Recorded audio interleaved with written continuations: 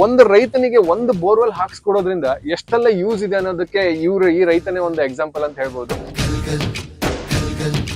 3 ಜನ ಹೆಣ್ಮಕ್ಳಿದ್ರು, 3 ಜನ ಹೆಣ್ಮಕ್ಳಿಗೆ ಇವ್ರ ತಂದೆ ಮದುವೆ ಮಾಡಿದ್ರು. ಈಗ ಇವ್ರು ಈ ಹೊಲನ ನೋಡ್ಕೋತಾ ಇದ್ದಾರೆ. ಇವ್ರ ಫ್ಯಾಮಿಲಿಗೂ ಕೂಡ ಒಂದು ಆಧಾರ ಆಗಿದೆ.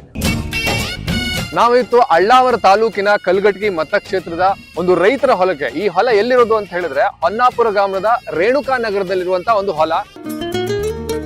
15 ವರ್ಷ ಆಯ್ತು ಸರ್. 15 ವರ್ಷ ಆಗಿದೆ. ಎಷ್ಟು ಇಂಚ್ ನೀರ್ ಬಂದಿತ್ತು ಅವಾಗ? ಅವಾಗ ಸರ್ ಒಂದ್ 3.5-4 ಇಂಚ್ ನೀರಿತ್ತು ಸರ್. ಈಗ ಎಷ್ಟಿದೆ? ಈಗ ಒಂದ್ 3 ಇಂಚ್ ಬರುತ್ತೆ ಸರ್. 3 ಇಂಚ್ ಈಗಲೂ ಬರ್ತಿದೆ. ಸರ್. ಸೊ ಎಷ್ಟು ಎಕರೆ ಇದೆ ಸರ್ ನಿಮ್ದು? ಇದು ಒಂದು 3 ಎಕರೆ ಇದೆ ಸರ್. 3 ಎಕರೆಗೆ ಒಂದೇ ಬೋರ್ ಅಲ್ಲಿ ಮೇಂಟೈನ್ ಮಾಡ್ತೀರಾ? ಹೌದು ಸರ್. ಸೊ ಎಷ್ಟು ಟನ್ ಕಬ್ಬು ಬೆಳಿತೀರಿ ಸರ್ ಈಗ ನೀವು 3 ಎಕರೆ? ಇದು 130 ಆಗತ್ತೆ ಸರ್. 120 ಆಗ್ತೈತಿ ಟನ್. ಓಕೆ, ಒಂದು ವರ್ಷಕ್ಕೆ. ಹೌದು ಸರ್. ಸೊ ಅದರಿಂದ ಎಷ್ಟು ಆದಾಯ ಬರುತ್ತೆ ಸರ್? 3.5 ಲಕ್ಷ ಅದು ಬರುತ್ತೆ ಸರ್. ಓಕೆ, ಈಗ ಲಾಟ್ ಸರ್ ಬೋರ್ ಹಾಕ್ಸ್ಕೊಳ್ಳೋದಕ್ಕಿಂತ ಮುಂಚೆ ಸೊ ಏನ್ ಬೆಳೆ ಬೆಳಿತಿದ್ರಿ ಅಥವಾ ಕಬ್ಬೆ ಬೆಳಿತಿದ್ರೆ ಹೇಗೆ ಸರ್? ಗೊಂಜಾಳು ಹತ್ತಿ ಬೆಳಿತೀವಿ ಸರ್. ಗೊಂಜಾಳ ಹತ್ತಿ ಬೆಳಿತಿದ್ರಿ. ಅವಾಗ ಏನ್ ಆದಾಯ ಬರ್ತಿತ್ತು ಸರ್? ಅವಾಗ ಅಷ್ಟ ಒಂದು 1.5-2 ಹಿಂಗ್ ಬರ್ತಿತ್ತು ಸರ್. ಓಕೆ, ಈಗ ಜಾಸ್ತಿ ಬರುತ್ತೆ ಸರ್. ತುಂಬಾ ಒಳ್ಳೇದ್ ಅನ್ಸುತ್ತೆ ಸರ್. ಎಲ್ಲ ಒಳ್ಳೇದ್ ಮಾಡಿದಾರು.